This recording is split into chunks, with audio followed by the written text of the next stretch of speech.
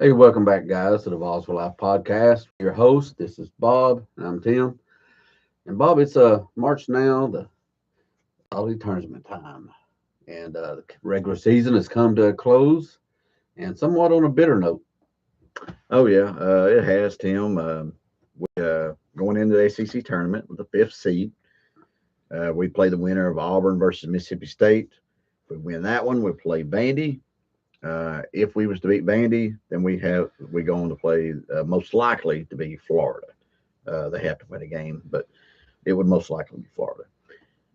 The big thing is, Tim, I think for the basketball team right now is um, where's Nate Ament? Will he be healthy? And because I feel like we can't go very far in any tournament without him.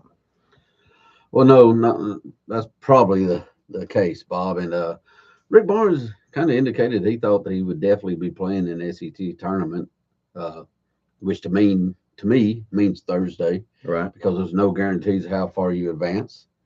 Um,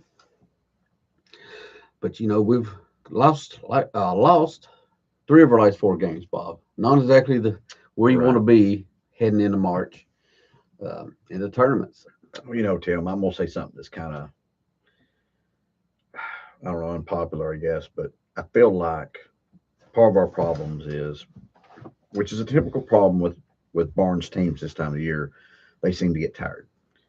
So would we be better served by taking a quick exit in the SEC tournament and maybe hopefully getting some more rest? I hope more rest and not just more practice time for Rick Barnes, but Yeah, because practices are probably tougher than the games a lot of times. because I think that's part of our problem. You got people like Gillespie, which going, I think he's tired, Tim.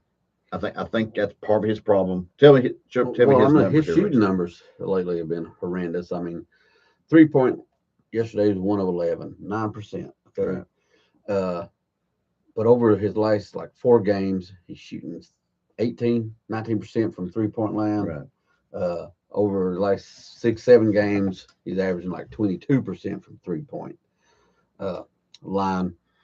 And, a lot of times that's because your legs are gone. Well, the reason why I think it's that reason is if you look throughout the season, late in games, he seems to struggle.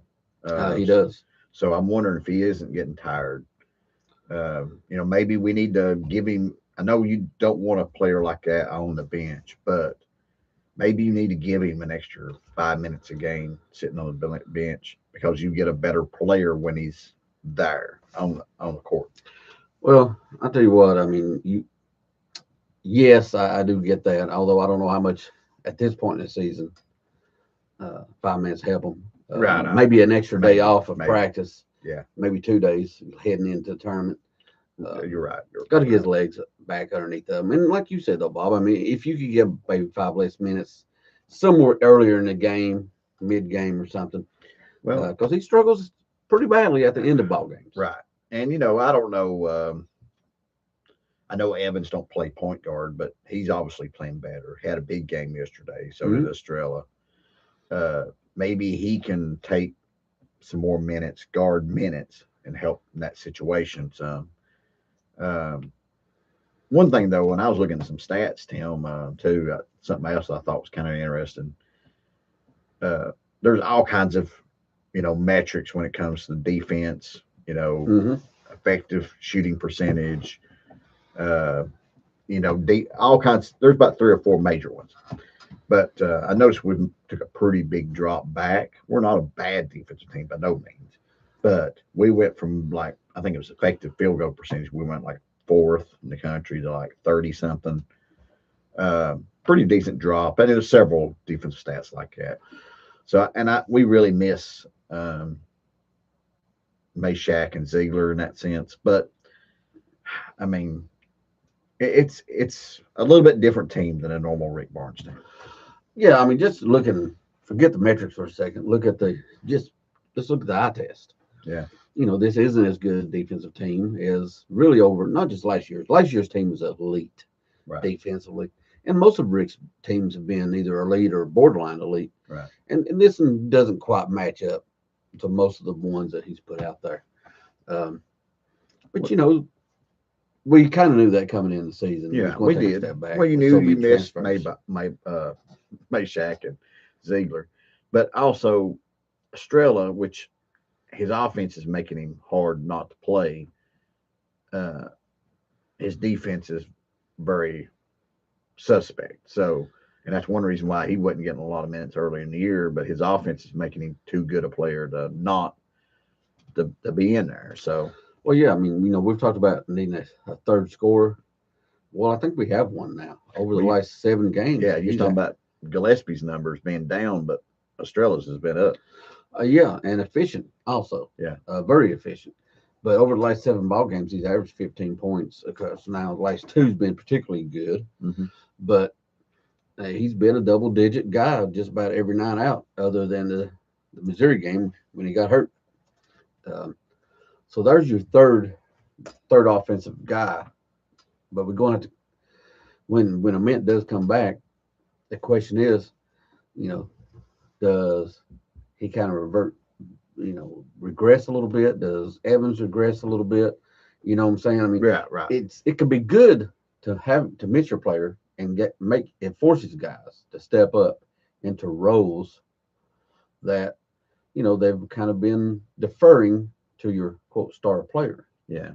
Well, I mean, and I'd love to see more of Evans. I think I would rather see more of him and less of Berg, in my opinion.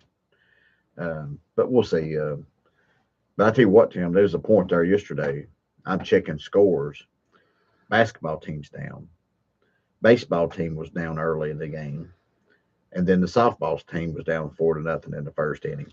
I was like, man, this is not going to be a good day. Basketball continued to win on and lose, but at least the other two come back and won. Starting with the baseball team, they beat Wright State 5-4. Yeah, Wright State's a good quality team. They'll be in the tournament at the end of the year, pretty much like they are every year. I think it's a good team, but that said, they've not been particularly good so far early in the season this year, and they've played us tough. Both games so far. Both games, man. That's disappointing. I really thought our bats would be better, Tim, and scoring more runs. Particularly, before the season started, I kind of thought that on average, and I haven't seen anything out there yet. I'm sure there's somebody out there with a metric that shows this, but I'm thinking that the baseball scores are probably higher than normal because you had a lot of kids when they had to drop these scholarship numbers down. Most of those guys that you dropped was pitchers. So now instead of you got a guy who maybe not having his best day, you got to keep him in there a little bit longer. Or if you got a guy who's a reliever, a lot of times we would have to bring in a guy for one pitch, one batter. Yeah, one batter if you get him out and then you relieve him. Because, I mean, there was literally 15 guys or more on your bench over there. Yeah. Of course, most of them never saw a game. Right. If it wasn't a midweek game. But you're probably, I'm going to say, you got about using probably close to half as many pitchers as you was last year. And I think it's not because of the pitchers. I think it's just because we have that many less. We had to get rid of some guys we probably wanted to keep, honestly. I guarantee it. But we need to get our backs together, man. And we might. Wright back, Grimmer's back. Both those guys, I suspect will be in the lineup going forward. We just got to figure out, the guys who have struggling, like Blaine Brown, which we kind of thought might be the greatest player of all time. Come in with bats ablazing. Yeah. And now it's smoldering.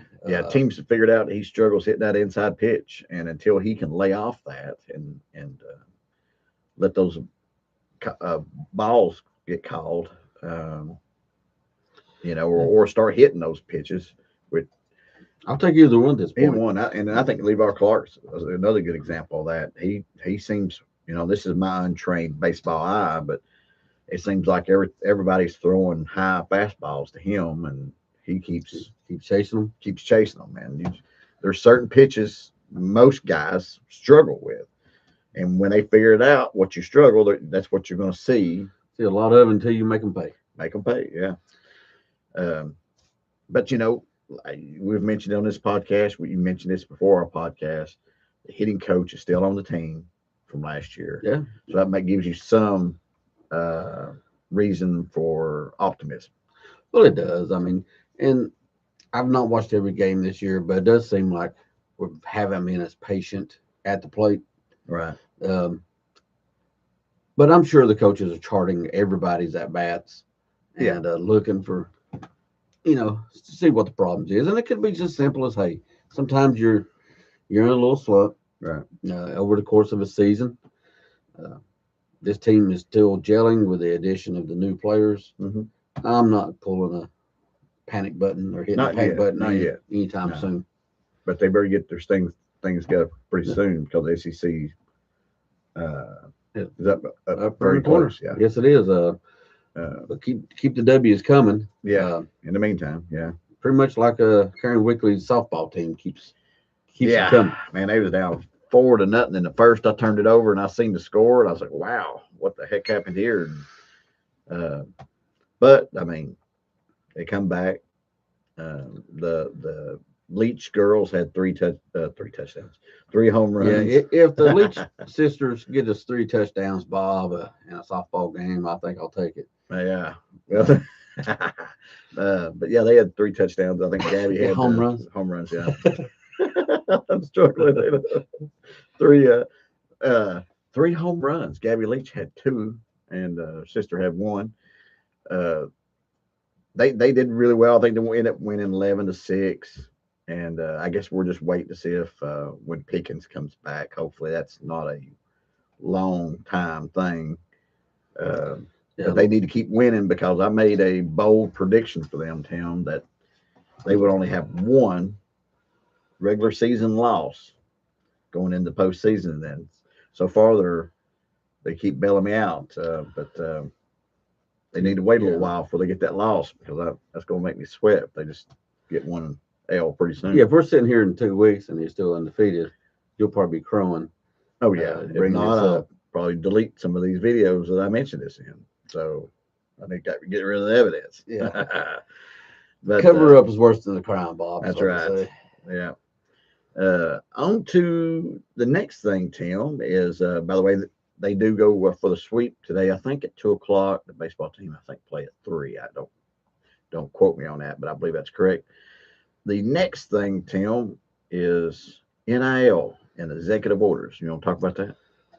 Well, yeah. A lot of people in the NCAA community, former coaches, athletic directors, presidents of universities, whatnot, quite a large group, went to the White House, and President Trump had said that he would issue an executive order within a week or so, solving every potential problem out there when it comes to college athletics.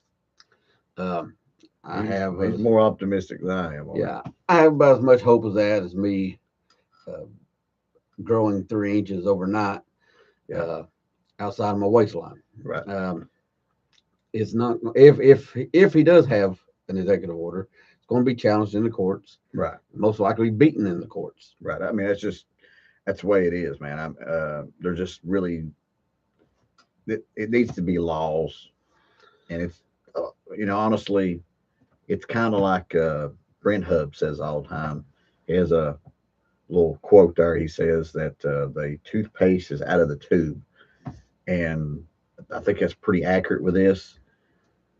It's going to be super hard to fix this. NCAA has been trying to put in a tube for a while now. They've been going to Congress to try to get some antitrust exemptions like Major League Baseball has. Right.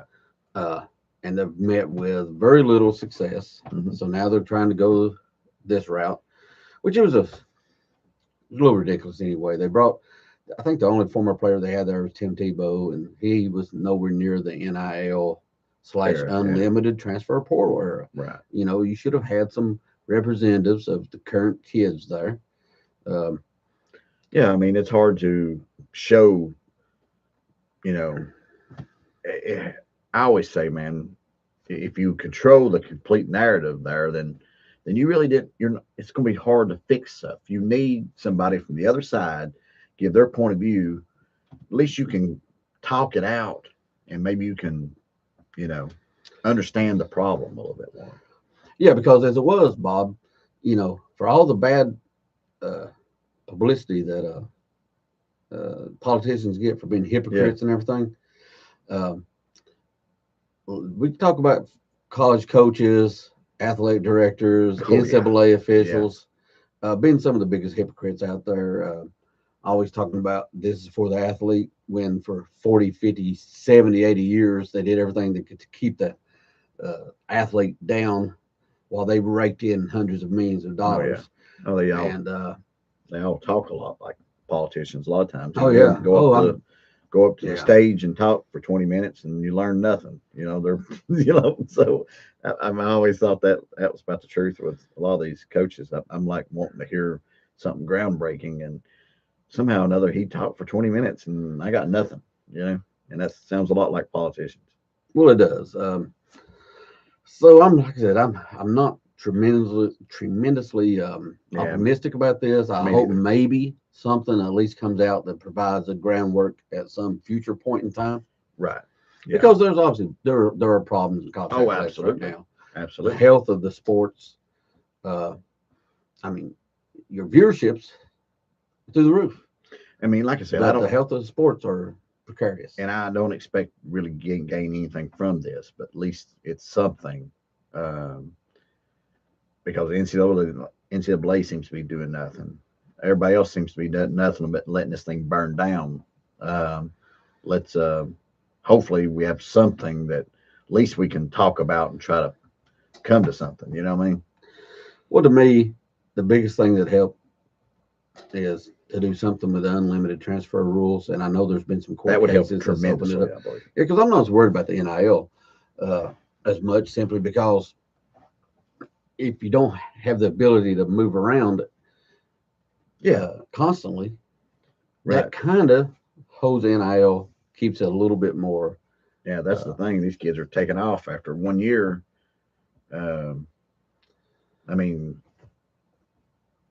It's. Well, I found it funny, Bob, that one of the biggest guys that talked to me in that meeting the other day was Cody Campbell, who happens to be the Texas Tech booster that's spending more money than anybody else, and he's talking about how we need to get a handle on things. I know. Well, I guess you probably the guy that's throwing the most money around. Yeah. So, like I said, it's a very one-sided argument going into that, but we'll see how it turns out. Hopefully, there's something comes out of that. Well, Tim, anything else you got to say about anything? No, just hoping everybody's had a great weekend. I hope you have a blessed Sunday. That's right. Remember to like, subscribe, comment, hit that notification bell. We appreciate all our subscribers. And if you're just getting on this podcast, just go ahead and go back and watch the beginning of this live feed. And I guess all I got to say, Tim, is go VOLS. Hey, go Big Orange, Bob. That's right.